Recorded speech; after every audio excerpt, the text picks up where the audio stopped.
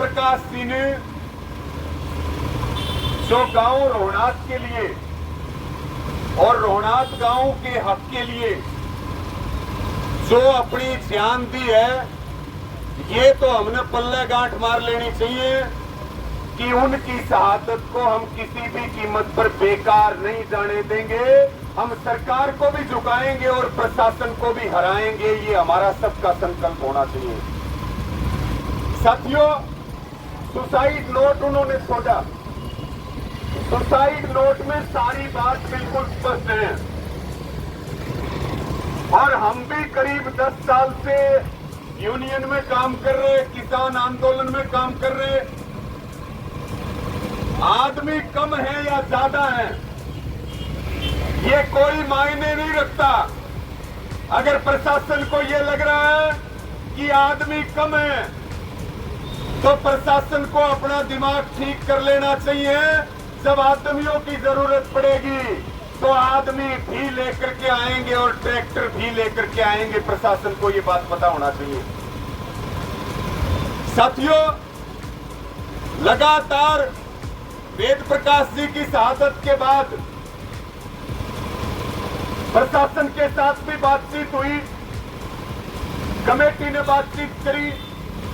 जो आप अपनी मर्जी से घर परिवार रिश्तेदार जो यहाँ गांव के लोग बैठते हैं, उसके अलावा लोगों को जोड़ने के लिए तो ज्यादा प्रयास कमेटी ने किया हो, गांव ने किया हो, तो आप बताओ मुझे किसी ने ज्यादा प्रयास किए हो?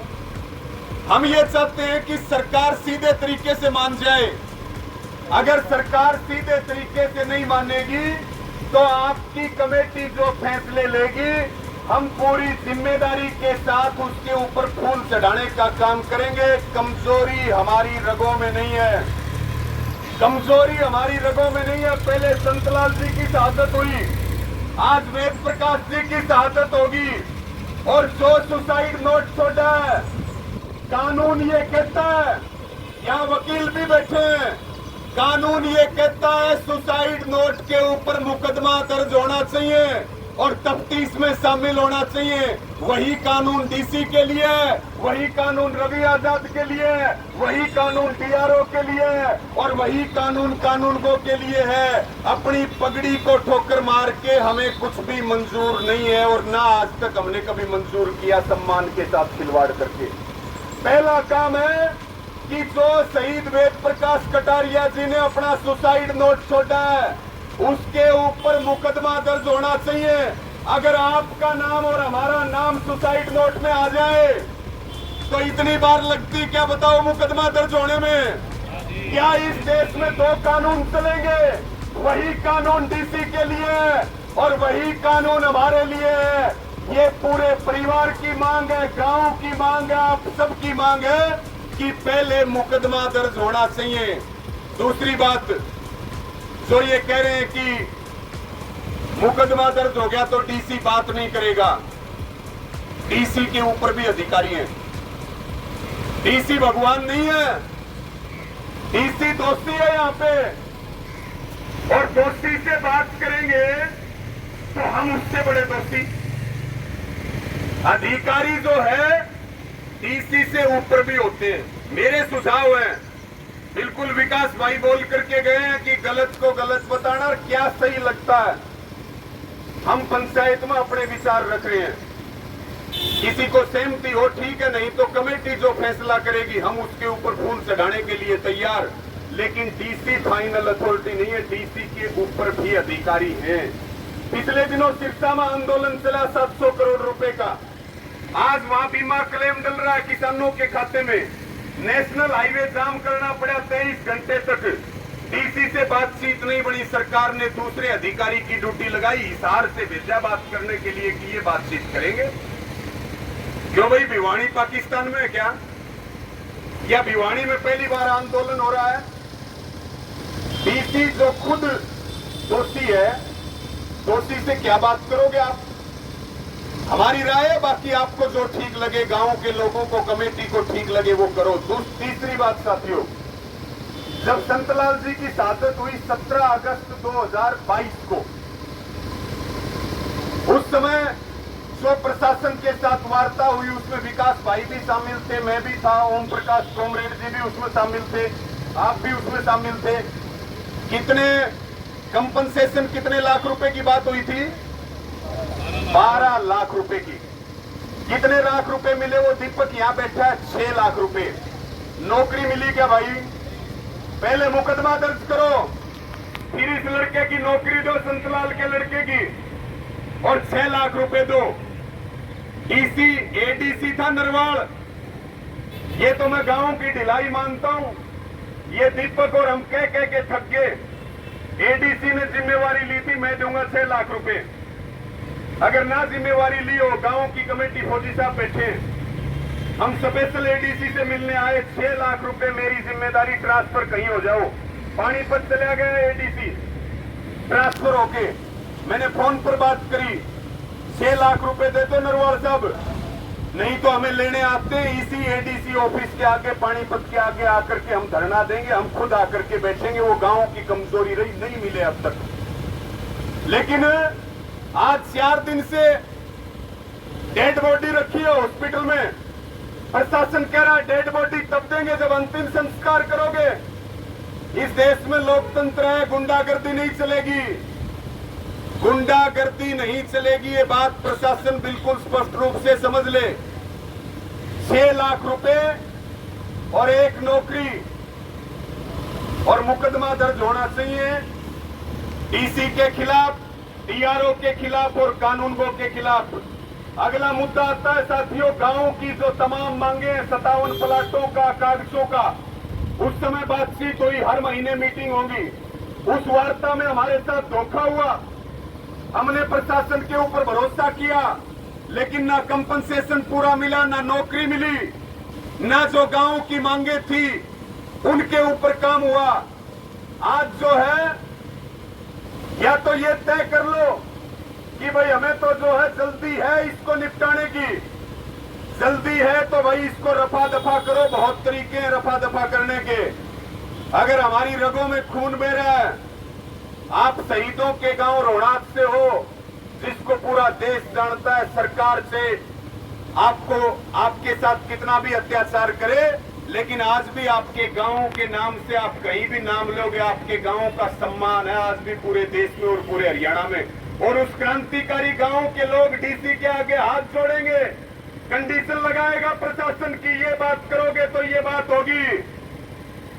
ये बिल्कुल गलत है साथियों। ये शहीद वेद प्रकाश जी की आत्मा के साथ हम जो है कुठाराघात करने का काम कर रहे हैं। एक एक बात उन्होंने लिखी है।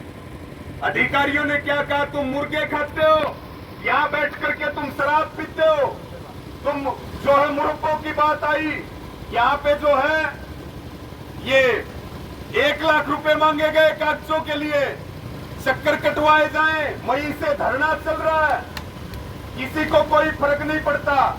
लेकिन साथियों, हम भी आपके साथ हैं और सब आपके साथ हैं। आप अकेले नहीं हो, अपने आप को अकेला मत समझो। गांव जब पूरी ताकत अपनी दिखाएगा, दुनिया की कोई ताकत हमें आंदोलन जीतने से रोक नहीं सकती। और हम जो उन्होंने सुसाइड नोट में मरता आदमी कब मरता है? जब सारे रास्ते बंद हो जाते हैं, जब कोई आदमी फंदे पर झूलता है, और उसके बाद जो सुसाइड नोट में लिखा हुआ है, हमें उसके साथ न्याय करने की जरूरत है। और रही बात, कोई भीख नहीं मांग रहे। वेद प्रकाश जी ने शहादत दी है, वो आंदोलनकारी थे। 5 लाख रुपए हमको डेड बॉडी की जो है कीमत नहीं लगा रहे।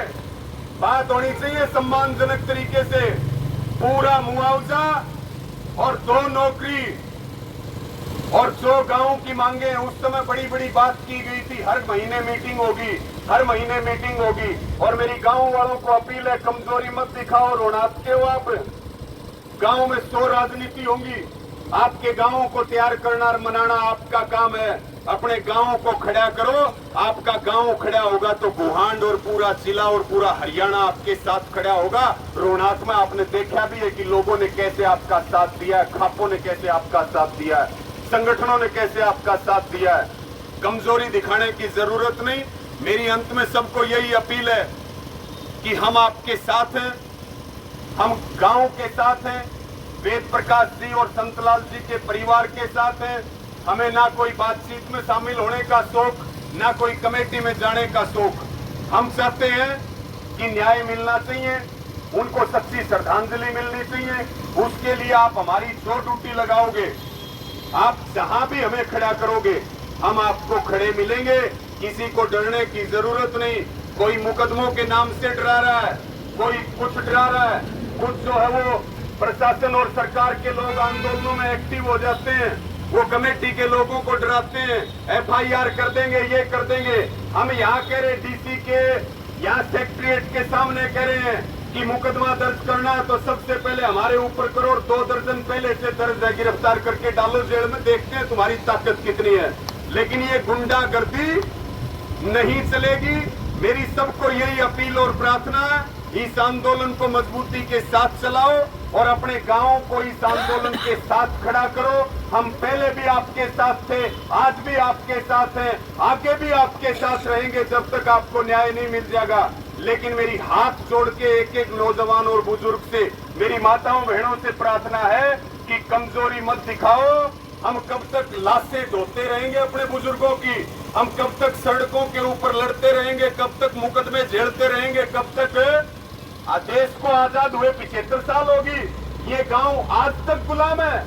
आज तक इस गांव में तिरंगा नहीं फहराया जाता। मुख्यमंत्री आते हैं 23 मार्च 2018 को, आकर के मुख्यमंत्री गांव की भावना के साथ खिलवाड़ करते हैं, झूठ बोल करके जाते हैं। एक बार हाथ उठा करके बता दो, जो मुख्यमंत्री बोल के गए थे एक भी अगर काम हुआ हो तो हाथ उठा करके बताओ, सारे बताओ एक बार एक भी काम हुआ हो तो।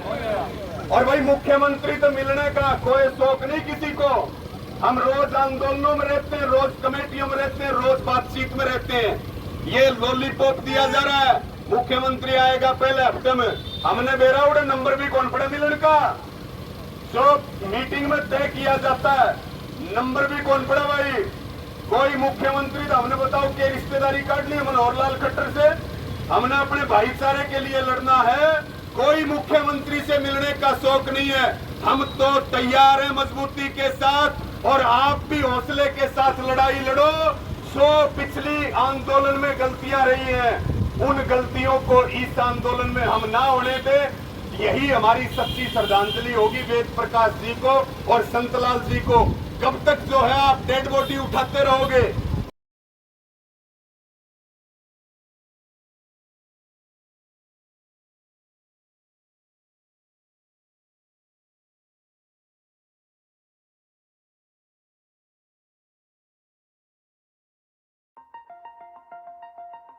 अरे वाह मोहन जी, घर का रेनोवेशन करा रहे हो, पर आपने फिटिंग अलमारी नहीं लगवाई। आप तो कह रहे थे कि फिटिंग अलमारी लगवाऊंगा। भाई कैसे लगवाता, कोई मिल ही नहीं रहा है जो दीवार पर अलमारी फिटिंग कर दे। अरे तो आप इसके लिए अमित रेणु जी की शॉप सिमरन स्टील इंडस्ट्री से संपर्क तो करते। ये तो एक काम में माहिर है। ये दीवार में अलमारी फिटिंग का काम बड़ी कुशलता से करते हैं। पता ही नहीं पड़ता कि दीवार में अलमारी लगी है, अलमारी में दीवार। और भाई इनके यहाँ हर आइटम अफोर्डेबल प्राइस में हर समय तैयार मिल जाता है, या ऑर्डर देकर भी बनवा सकते हो। मैंने इन्हीं के यहाँ से ही तो लगवाई थी अपने घर की दीवार में अलमारी, भूल गए क्या? हाँ भाई, पर इनका नंबर नहीं था मेरे पास। मैं देता हूँ ना, आप 7082382382 पे कॉल करो या स्क्रीन पर दिए एड्रेस पर विजिट करो।